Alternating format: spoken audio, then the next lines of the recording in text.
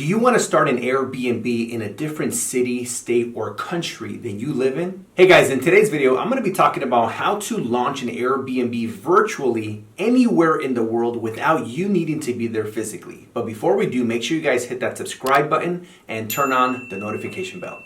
Hey everyone, my name is Jorge Contreras and I am on track to do over $2 million in 2022 with my Airbnb business. And so there's definitely a thing or two that I've learned about launching virtually. And I actually have one of my Airbnbs within my portfolio that I've had for 3 years on the subleasing side, and I have never seen this strategy. So I'm going to talk about some of the tips on how I launched this property completely virtually and how I've never seen it. One thing you need to understand when it comes to Airbnbs and real estate investing as a whole, you want to always have somebody that can be your boots on the ground. What is boots on the ground, first of all, right?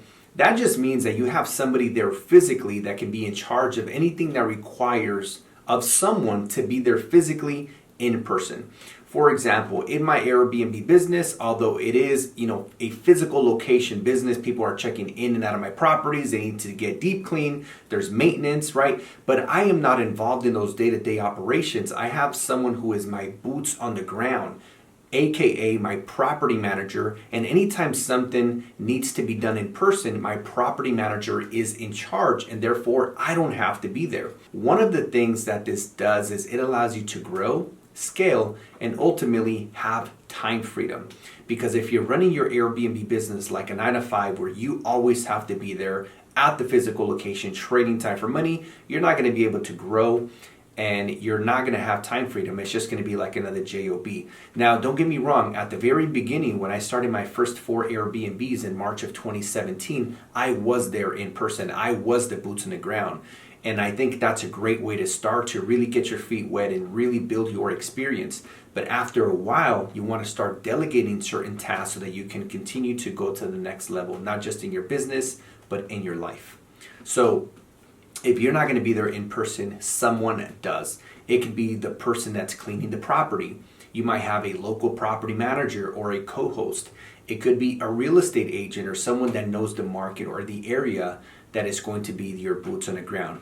So for me, I wanted to launch this property in San Diego, California. At the time, I was living in Los Angeles, California, which is like 2 to 2.5 hours away by vehicle.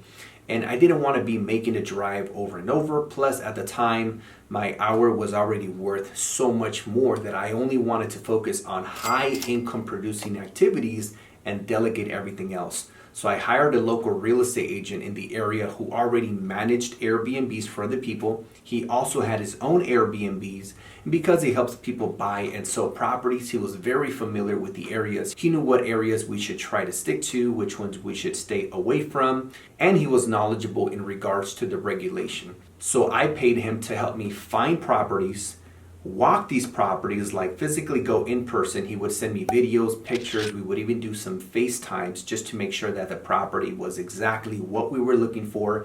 He was there when the property was getting assembled, as far as like furniture and appliances, decor, supplies. When the decor team was there, he was there.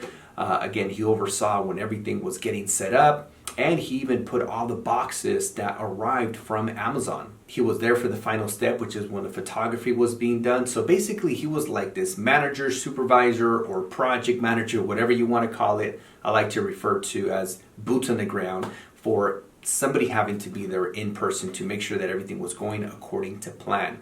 Now, I did pay this person about $3,000. But it saved me maybe 100 hours of driving and work that I would have done myself.